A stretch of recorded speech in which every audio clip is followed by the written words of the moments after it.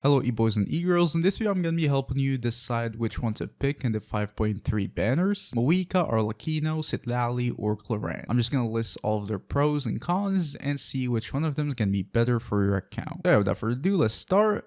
First of all, we have Mavuika. She's going to be the star of this batch pretty much, the Pyro Archon. She's just going to be mainly a Pyro on-field main DPS, and she can also be played as a Pyro off-field character who can apply Pyro and then also deal some damage. Moving on to her pros, the first one is going to be that, which is she has flexible roles. She can be played as an on-field main DPS, and she can also be played as a Pyro enabler off-field, which is pretty good, and it's kind of rare that we see that in a lot of characters where they can be played in like completely different roles. Second pro about her is that she's gonna be good at being a main DPS. She has probably the highest DPS ceiling in the game right now, so her damage potential is probably gonna be the highest in the game and probably will be the highest for a while. Third pro is that she's also gonna have very good sub DPS damage. It's even better than Xiangling's in terms of like actual damage numbers, which is super good too. The fourth thing is that she's gonna have decent pyro application. Now this is not the best in the game, but she's still gonna be applying pyro without internal cooldowns once every 2 seconds, which is pretty good. That's gonna make her very usable in a lot of teams, and we just have very few pyro enablers in the game right now, so that's gonna be a very good thing. And the last pro about her,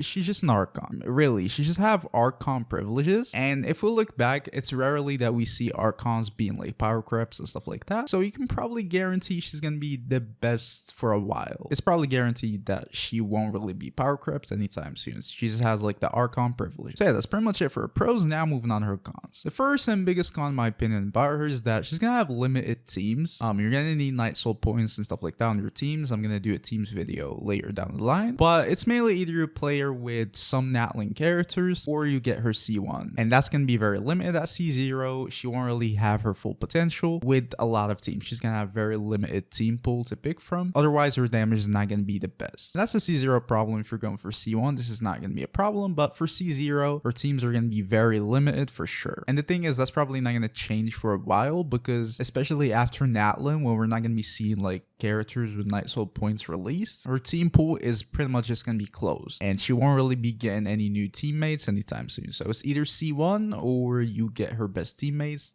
for you to unlock the best damage. The second pro is kind of related, which is limited free-to-play damage. Let's say free-to-play, it's in terms of teams, gears, and stuff like that. Her free-to-play builds and teams in general are not particularly super good. They're still decent, but they're definitely not like the game-breaking stuff that we're seeing from her like premium teams. So yeah, if you're like free-to-play, you don't have many gears, many teammates, and stuff like that, you might not be the best pick to go for. The third pro, which is not too bad, but I'm just salty about it and wanted to mention it, which is her pyro application is just not as good. And to put it bluntly, it's worse than Xiangling's, which is, it's not bad. As I said before, she still applies like decent pyro, but we all expected that the Pyro Archon would be the one to finally have the best pyro application in the game and finally maybe retire Xiangling or allow you to use her in other teams and stuff like that. But apparently not. Xiangling's pyro application is still better than Mavuika's. Mavuika's damage is more even off field, I think. But in terms of pyro application, Xiangling is still the best. So like, what's going on here?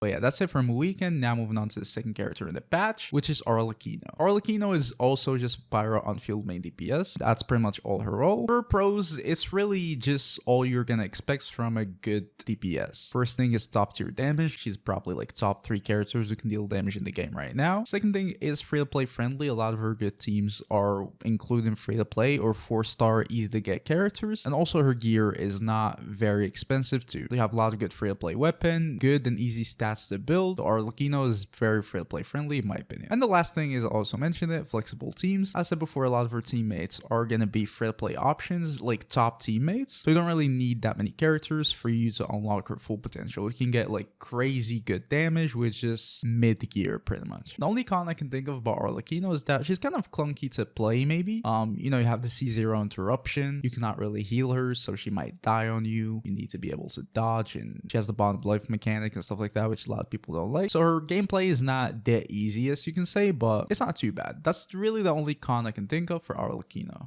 Moving on to the third character in the patch, which is going to be Clorinde. Clorinde is going to be your Electro on-fielder. She's going to be an Electro main DPS and also on-field Electro driver. For pros, she's really good. She can deal like decent damage. She can be a very good Electro DPS. So if you need any character who's going to drive you on-field, apply Electro and also deal good damage of their own, Clorinde is going to be the perfect choice. The second thing is going to be very flexible teams, and I mean like very flexible teams. You can use her in a lot of teams like Quicken, Aggravate, I don't know, just any teams that need Electro, she's there. As long as they don't mind a character being on field and they need a character who plays Electro, Clorinde is probably going to be one of the best options. So yeah, that opens up a lot of teams for her, including free-to-play teams. Just whatever your account is, you probably can assemble a team for Clorinde right now. For cons, the first con is the same thing as Arlecchino. It can be clunky to play with the Bond of Life too, which is not the best. Her playstyle is kind of a hit and miss with people in general. It's a personal preference, but in general, it's not a usual playstyle. It's not very simple. And the second con, which is not really like a con, but if we're comparing her to like characters on this patch specifically, we have two other DPSs and she can easily be outclassed by them in terms of damage. Arlecchino and Mavuika definitely deal much more damage than Clorinde. So if that's what you're going for, just meta numbers damage, then Clorinde is definitely an easy option to overlook in this patch. And then finally, we have the last character we have in the patch, which is Citlali. She's mainly just going to be a support slash sub DPS cryo. She can apply cryo for your team, give you a shield, and then also give you some decent damage and some support options like resistance shred and stuff like that. You can also use the Natlin set. She has a lot of stuff going on. We're going to list them now. So the first pro is that she has very good cryo application. I wouldn't say it's the best in the game, but it's definitely up there. If you need a cryo applicator, she's going to be enough for most teams. She applies cryo very fast, which is going to be pretty good for any character who needs cryo for them to melt or whatever. She has decent off-field damage. Her damage off-field, especially if you build it, is going to be pretty good. For an off-field sub-DPS character, she's definitely going to be at the top in terms of damage. She has a very decent shield. Again, it's not the best in the game, but it's very comparable. It's like, I'd say maybe 80-90% of Zhongli's shield, which is saying a lot. It's a pretty good shield, probably going to be enough in most scenarios. She is mainly just like a jack of all trades, and that's going to make her open up a lot of teams.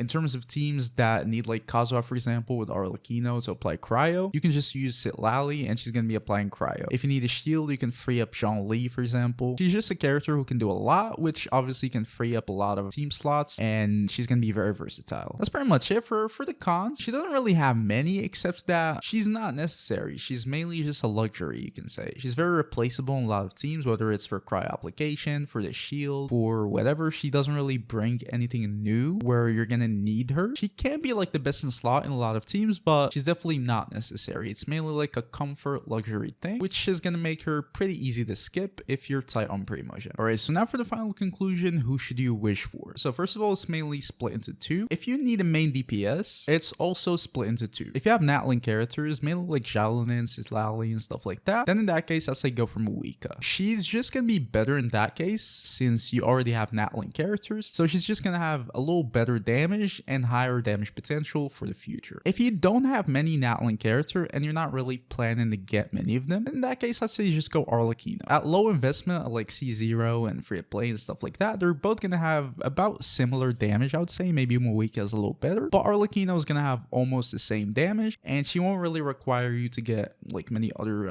expensive characters. She's going to have much more flexible teams, and she's going to be easier to build, and she's going to be easier to have gear for and stuff like that. So she's a more free to play friendly option in my opinion. Now, with constellations, she won't have as much ceiling, but I don't think you're going to be worried about that if you're like free to play or a low spender. So yeah, I'd say if you have Natlin characters, go Mavuika. If you don't, then just go Arlecchino if you need a DPS. For Citlali, I'd say if you want her, then get her. She's a nice character to get. You probably can use her for a long time. She's going to be good for both Mavuika and Arlecchino, and she's going to be good for a lot of other characters. She's definitely a good support, so she's not a bad investment. If you want her, then just get. But also at the same time, she's definitely not necessary for almost any team really, except maybe Mavuika is going to make a big difference. Other than that, she's very skippable in my opinion. Yeah, that's pretty much it. For Clorinde, I think she's very skippable this patch, unless you really just want her for her. Unless you just want like an Electro DPS, I'd say she's very easy to skip. But yeah, that was the video guys. Tell me which characters you're going for in the comments. If you guys leave a like, subscribe to the channel. I'll see you guys next video. Peace.